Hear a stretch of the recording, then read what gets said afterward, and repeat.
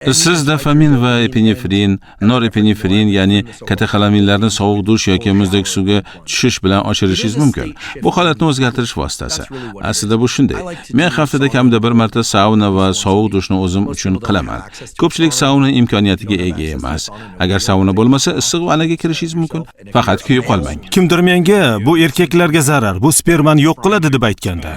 Ha, keling buni juda ochiq-oydin muhokama qilaylik. Bu spermani yo'q qilmaydi, lekin albatta hayotga qodir sperma sonini kamaytiradi. Agar farzand bo'lishni rejalashtirayotgan bo'lsangiz, spermatogenez jarayonini 60 dan 90 kungacha davom etishi mumkinligini tushunishingiz kerak. Issiq sperma uchun yaxshi emas. Shuning uchun tuxumdonlar tana tashqarisida joylashgan. Skrotum esa qisqarib bo'shashishi mumkin. Agar siz sauna yoki issiq vannaga kirsangiz, kelajakda ishlab chiqariladigan sperma sonini 60 dan 90 kun davomida kamaytirasiz. Agar farzand bo'lishni rejalashtirayotgan bo'lsangiz, bunday holatlardan saqlanishingiz kerak.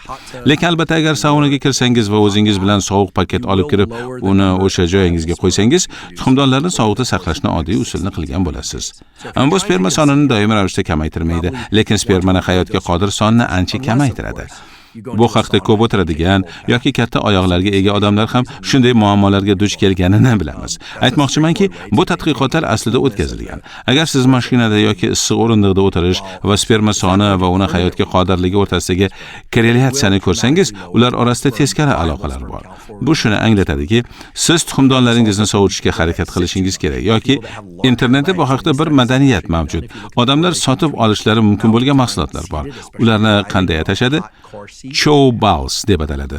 Bu sovuq ich kiyimlar yoki biror narsa bo'lsa kerak. Buni biroz haddan tashqari bo'lib ketayotganini o'ylayman. Biroq issiqning sperma uchun yomonligi haqida asosiy tushuncha mavjud. Haddan tashqari issiq spermaga zararli.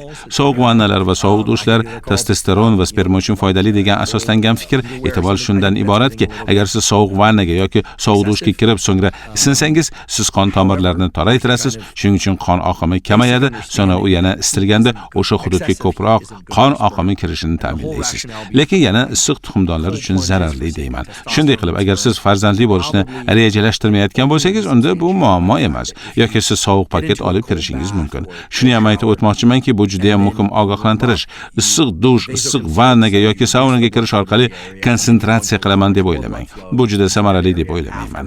Va men ma'lumotlarni ko'rib chiqmasdan kafolat bera olaman. Ko'p hollarda odamlar issiq dushda, vannada yoki saunada bo'lishiga qaramay bola bo'lishi mumkin.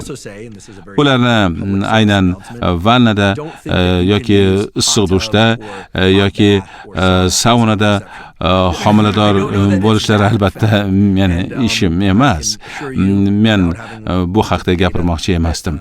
Men aytib o'tmoqchi bo'lgan narsam shundan iboratki, demak, tuxumdonlar uchun sovuq muhit kerak va bunga rioya qilishimiz lozim bo'ladi. Ushbu podkast Qiymat loyihasi tomonidan tarjima qilingan. Podkastning to'lig'ini ko'rmoqchi bo'lsangiz, Qiymat yopiq hamjamiyatiga qo'shilishingiz mumkin. Bu orqali siz loyihani qo'llab-quvvatlaysiz va bu kabi uzun va sifatli kontentni tarjima qilishga yordam berasiz. Obuna narxi 48 ming so'm. Obuna ichiga har oy 2 tadan 4 tagacha tarjima qilingan podkast kiradi. Va bundan tashqari qaysi podkastlarni tarjima qilishimizga ham ovoz berishingiz mumkin. Tarjima va ovoz berish mehnati kuch va xarajat talab qiladi va qo'llab-quvvatlashingiz orqali Qiymat loyihasi sizga qiymat berishda davom etishiga yordam berasiz.